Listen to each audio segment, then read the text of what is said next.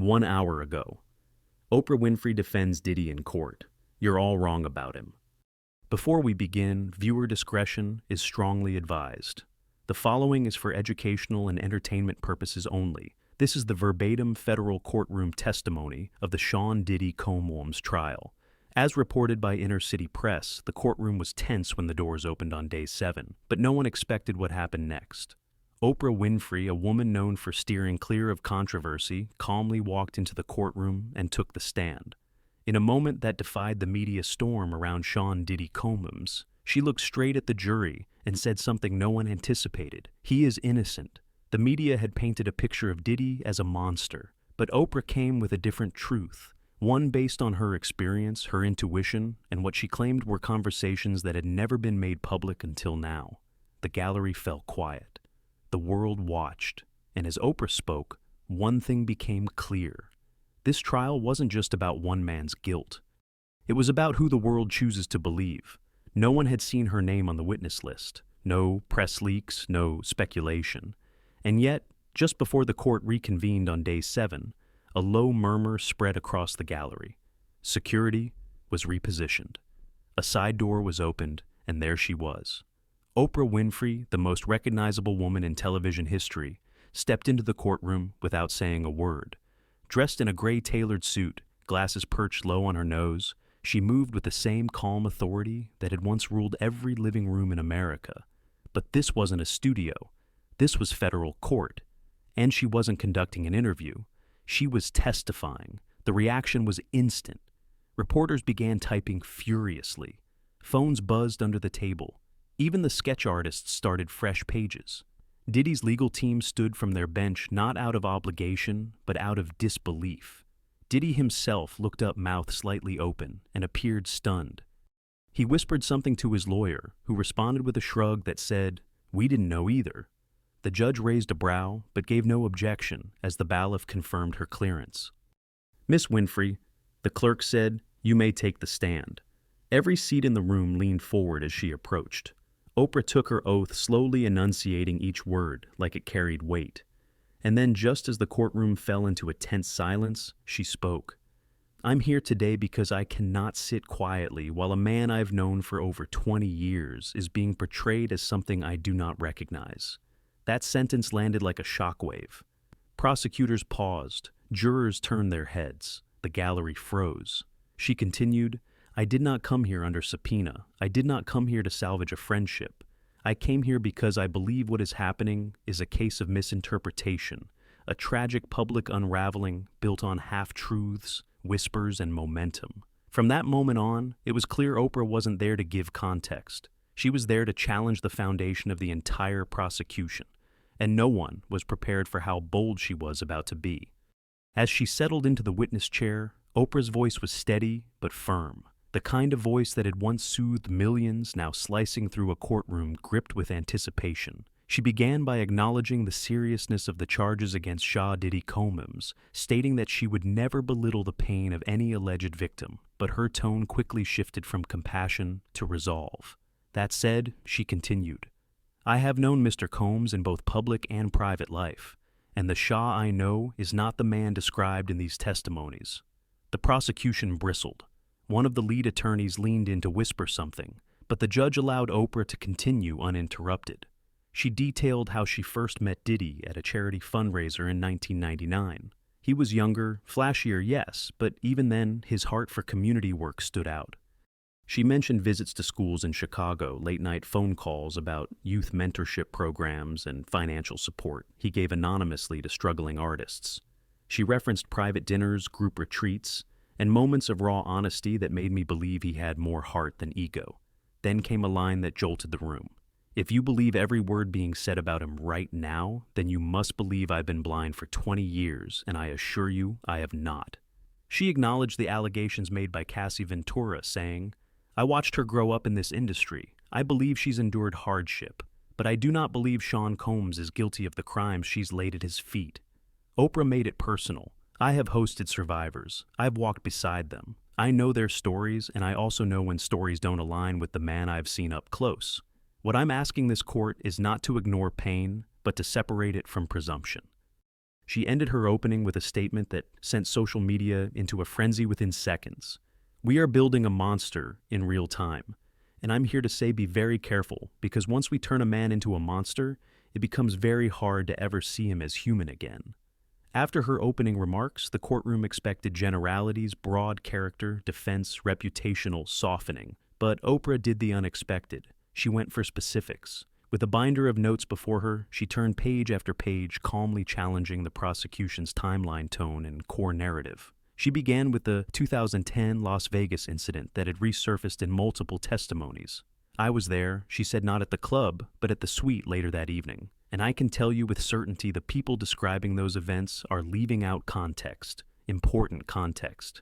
She described a scene of celebratory chaos. Yes, but not coercion or criminality. There were contracts being signed, people drinking, but no one was forced, no one was drugged, and there were at least 2 people in that room that I spoke to the next day, both of whom remember things very differently than what's been said here. She then moved to Cassie Ventura's claims, which Oprah handled with delicate phrasing. Cassie is brave for speaking, but bravery does not mean infallibility. She detailed a phone call in 2015 in which Cassie allegedly expressed frustration with her contract, not fear for her safety. "I asked her plainly if she felt abused. Her words were, and I quote, 'I feel boxed in, but that's how it is in this industry.' That phrase hung in the courtroom. One of the jurors scribbled it down twice.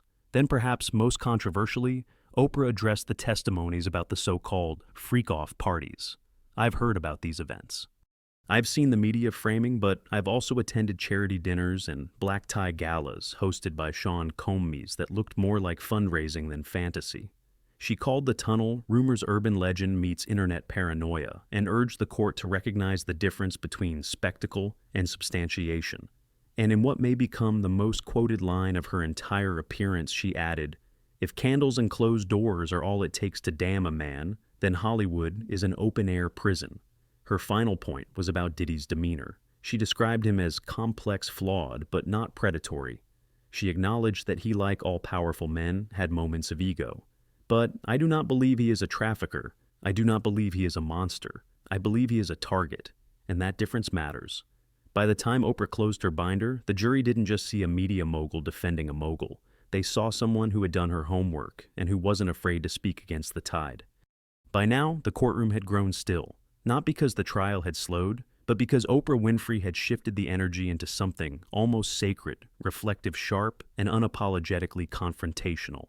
After addressing the allegations head-on, she pivoted to what she claimed was the invisible hand influencing the case from outside the courthouse. The media. Oprah, never one to shy away from talking about the press, began carefully. "I have spent my life in front of cameras, on newsstands, and under headlines. I know the power of a narrative, and how quickly that narrative can become a weapon." She turned to the jury, holding their eyes. "And I believe that's what's happening here."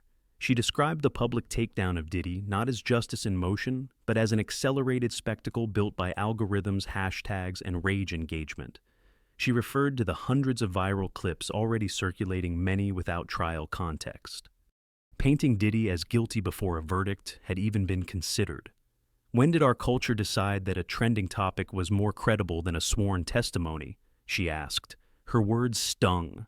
The prosecution shifted in their seats. Aware of how powerful this line of argument could be in the court of public opinion, Oprah held up a folder of printed tweets and headlines. "Look at these. Diddy the Predator music mogul or monster cancel Combs. This isn't reporting, it's sentencing." She noted how several of the outlets publishing accusatory stories were the same ones who had once celebrated Diddy's achievements. They crowned him in the 2000s, and they're burning him at the stake in the 2020s. She described it as a cultural convenience. When it suits the moment, people with power are lifted. When it suits the momentum, they're torn down. The court murmured. At least 2 jurors nodded slightly. She continued, referencing her own experience. "I have seen headlines twist my words. I've seen stories spun into lies, and I've survived it because I had the resources to correct them. But what happens when someone like Sean, who's already drowning in scandal, has no way to redirect the story? It becomes the truth, not because it's right, but because it's loud." One of the defense attorneys smiled faintly, a rare sight since the trial began. Oprah wasn't done. "I am not saying every allegation is false. I am saying that justice cannot be handed down by clickbait. Then came the moment that left the room speechless. She pulled out a printed screenshot from a well-known celebrity blog. It showed a headline claiming Diddy had a hidden bunker of victims beneath one of his homes. She read it aloud, then paused. That headline got 1.4 million clicks. It was based on a Reddit thread started by an anonymous user. No verification, no follow-up. And yet, here we are with a jury being asked to forget what they've seen online and judge only what they see and hear. It was a scathing critique not just of the media, but of everyone consuming it, and it struck a chord. Oprah ended that portion of her testimony with one final question to the court. How can a man receive a fair trial in the age of the internet, when he's already been tried and executed on every screen in America, and no one had an answer? If the courtroom was stunned by Oprah's attack on the media, what came next cut even deeper. Oprah leaned forward, her tone softened. I'd like to share something that hasn't been made public until now, something that might reshape how we view this entire situation. She explained that in 2015, she and Cassie Ventura had dinner in Los Angeles, a private one-on-one meeting, away from publicists, managers, and cameras. At the time, Cassie was going through what Oprah described as a career crossroads. Rumors were swirling about her relationship with Diddy, and whispers of frustration were beginning to bubble to the surface. She was hurting, Oprah said plainly, and I saw it. But it wasn't fear I saw, it was exhaustion. A woman caught between wanting to rise and not knowing how to escape the shadow she was standing in. The courtroom leaned in, even the judge adjusted slightly in his chair. Oprah continued. Cassie told me she felt stuck in a contract that gave her no room to grow. She felt like she was being treated as a commodity, not a creator. But when I asked her directly if she felt unsafe with Shah Gomez, she looked me in the eye and said, "No, I just feel forgotten." That line lingered. The prosecution objected, arguing hearsay. But the judge allowed Oprah to proceed, noting that she was establishing prior context to a witness's state of mind, a legal gray zone, but admissible in this case. I am not here to erase her truth, Oprah said, but I am here to add mine. She then shared another conversation, this one allegedly from 2019, when Cassie was publicly separating from Diddy. She called me in tears, said she couldn't take the media pressure anymore. She asked me if I had ever felt like people were writing my story without my permission. I told her all the time. According to Oprah, Cassie never once used words like assault, abuse, or violence. Instead, she talked about image control, public perception, and feeling like her story had been hijacked. Then Oprah dropped a chilling line. She said to me, and I quote, "I just want people to remember I'm more than his girlfriend." Oprah paused. That was the hurt. I saw a woman being reduced, but I didn't see a victim in fear for her life. I saw a woman reclaiming her voice.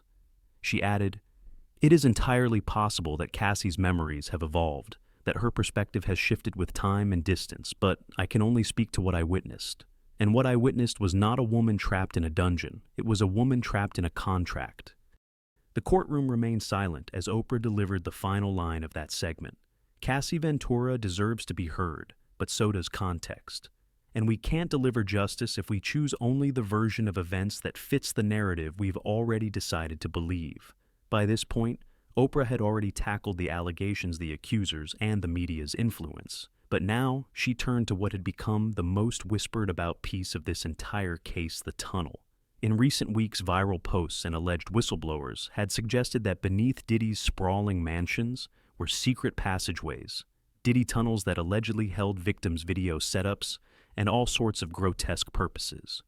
The claims were fantastical, but gripping enough so that they became courtroom whispers and online headlines alike. Oprah called it out directly. "I've been to Diddy's homes not once but several times over the last 2 decades.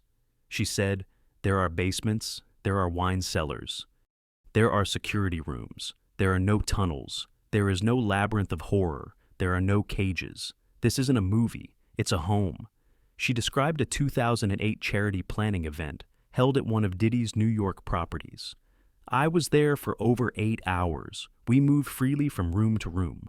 No phones were taken. No NDAs were signed. It was not some underground cult," the gallery murmured.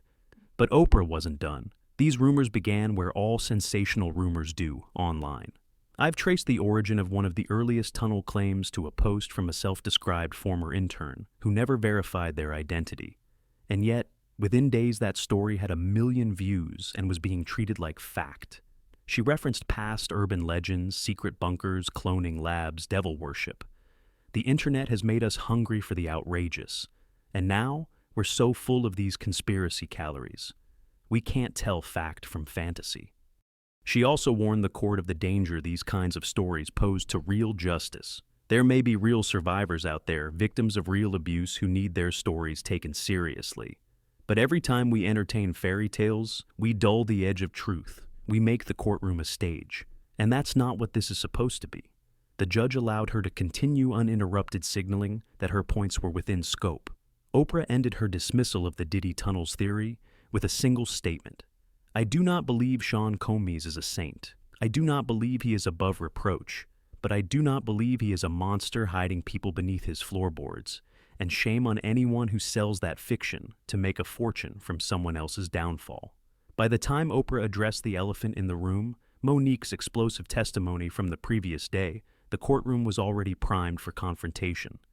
Monique had ignited headlines by accusing Diddy Tyler Perry and even Oprah herself of participating in a machine of silence. Now, Oprah was reclaiming that narrative, but she didn't raise her voice. She didn't attack.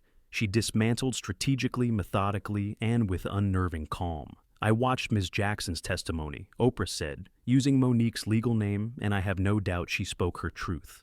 But truth is not monolithic. One person's truth is not the entire picture. There was no need to explain who Monique was. The courtroom had already heard her fierce words about being blackballed, ignored, and silenced by those she once called friends. Oprah acknowledged it all. Yes, there was tension. Yes, there were misunderstandings. But this trial is not about old wounds. It's about criminal allegations. And conflating personal grievances with federal crimes is not justice. It's confusion. She paused, then delivered a line that caught the courtroom's breath. Pain is real, but pain can also distort. Oprah pushed back on Monique's suggestion that her silence had protected predators. I have never protected abuse. I have never shielded criminals. And I find it dangerous to suggest that disagreement equals complicity. She even referenced the 2010 interview Monique had criticized, the one where Oprah aired comments from her estranged brother, a man who had admitted to abusing her. Oprah didn't deny it. That was a decision I regret, she admitted. Not because it was wrong, but because it caused her pain. I called her after. I apologized. But again, that personal conflict is not a reflection of this case. The defense leaned forward, sensing the room was tilting again in their favor. But Oprah wasn't there to bury Monique. She acknowledged the courage it took to speak. Monique's voice matters. Her pain matters. But we cannot allow her personal vendettas to be turned into prosecutorial narratives. This isn't about Hollywood beef. This is about federal law. Then, to everyone's surprise, Oprah revealed that she had documentation, emails, and transcripts from previous conversations that refuted Monique's timeline. She claimed certain conversations happened in 2008. I have proof they occurred in 2012 and under very different circumstances. She offered the documents to the court. The prosecution objected again, calling it an attempt to discredit a witness. But the judge overruled, citing relevance due to Monique's prior testimony implicating Oprah directly. Then came the dagger. I know what this trial feels like, Oprah said. It feels like retribution dressed up as justice, but it's not retribution we need. It's clarity. And when we weaponize trauma to settle scores, we don't honor survivors, we exploit them. The court sat silent, suspended in the weight of her words. And as she concluded her rebuttal, Oprah looked toward the gallery, not with malice, but with sadness. We can't afford to confuse moral anger with legal responsibility. Not here, not now, not when so much is at stake. Oprah's voice had remained steady for the duration of her testimony. But now, as she entered the final stretch, something changed. She grew quieter, more personal. She wasn't just defending Diddy anymore. She was pleading with the court to see the bigger picture. What she said next would blur the line between courtroom and confessional. I've known Sean Combs since before many of the people in this courtroom were old enough to vote. I've seen him at his lowest, and I've seen him try to rise above it. She paused.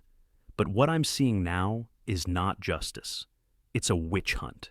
The term hung in the air, heavy and controversial. Some in the gallery frowned, others nodded. "We are living in a moment where accusation alone is a verdict," Oprah continued. "Where a man's entire life can be reduced to a handful of headlines, anonymous testimonies, and social media commentary." She looked directly at the jury. "Ask yourself, when did you start believing he was guilty? Was it after you heard the evidence, or was it before, when you saw the news coverage, the memes, the hashtags?" Her voice trembled slightly. "I know what it means to have your motives questioned, to have your name twisted into something ugly, to be told you must be lying, or blind, or complicit because you won't join the mob." She described a private moment in 2021. Diddy had just canceled a major appearance after a tabloid leaked an unsubstantiated claim. "He called me," Oprah said. "He didn't sound angry, he sounded broken. He said, 'I've made mistakes, but I'm not a monster.' And I believed him because I've seen him when the cameras aren't rolling." Then came a powerful admission. "If you want to prosecute Sean Combs for being arrogant, for being excessive, for being flawed, go ahead. But that's not what's happening here. What's happening here is the attempted destruction of a legacy." The courtroom grew quiet again. Even the judge appeared contemplative. Oprah tapped her hand on the witness stand. "This trial is about more than one man. It's about how we treat black men in power, how we assume guilt before we examine fact, how we erase 30 years of contributions over 30 minutes of rumor." Then she went further. "Do we want justice, or do we want a sacrifice? Because it feels like this courtroom has already made its decision, and it has nothing to do with evidence." And just like that, Oprah had turned the tables. The woman who had been named as a silent conspirator 24 hours earlier was now framing herself as the last voice of reason in a courtroom gone mad. The defense rested their hands on their notepads, letting Oprah's words do all the work. And as she looked around the courtroom, eyes scanning everyone, from the prosecution to the sketch artists, she ended with this: "You can cancel a man, you can cancel a career, but you cannot cancel the truth. And the truth is, Diddy deserves a fair trial, not a public stoning." The atmosphere had grown thick tense, somewhere between reverence and discomfort. Oprah Winfrey, now several hours into her testimony, finally reached her closing statement. The gallery was packed. Jurors were visibly drained but alert. Diddy sat still, face solemn, hands tightly clasped. Oprah took one last breath and began, "I didn't come here to protect a friend. I came here to protect a principle." She reiterated that she knew her testimony would be controversial. "There are people who will say, 'I've betrayed women, that I've enabled abuse, that I'm choosing loyalty over justice.' But I reject that. I reject the notion that we must abandon nuance for narrative." Her voice rose slightly. "I am not defending every decision Sean Combs has ever made, but I am defending his right to not be buried by accusations before a single verdict is read." She looked to the jury, almost like she was addressing them personally. "You are not just deciding a case. You're deciding what kind of society we want to be. One where due process still matters, or one where headlines hand out life sentences." Oprah then turned her attention to the gallery, where cameras were still forbidden, but where sketches and words would still paint their own picture of her. Let them say what they will. Let them write what they want. I've lived long enough to know that truth will always find its way through the noise. She pulled a folded note from her pocket. It was handwritten, her own words, not her legal team's. She read aloud, "This system doesn't just judge people, it consumes them. It devours their mistakes, magnifies their sins, and forgets their humanity. I'm not here to rewrite the rules. I'm here to remind you that they exist." As she finished, there was no applause, no dramatic outburst, just stillness. The judge thanked her for her testimony, and as Oprah stepped down from the witness stand, Diddy rose to his feet, not to speak, not to celebrate, but to simply nod in acknowledgement. Eyes glassy, face heavy. Oprah exited the courtroom the same way she entered, silent, composed, and unshakably certain. But what she left behind was anything but quiet. Because in a trial built on allegations, fear, and decades of silence, Oprah had just said what no one else dared to.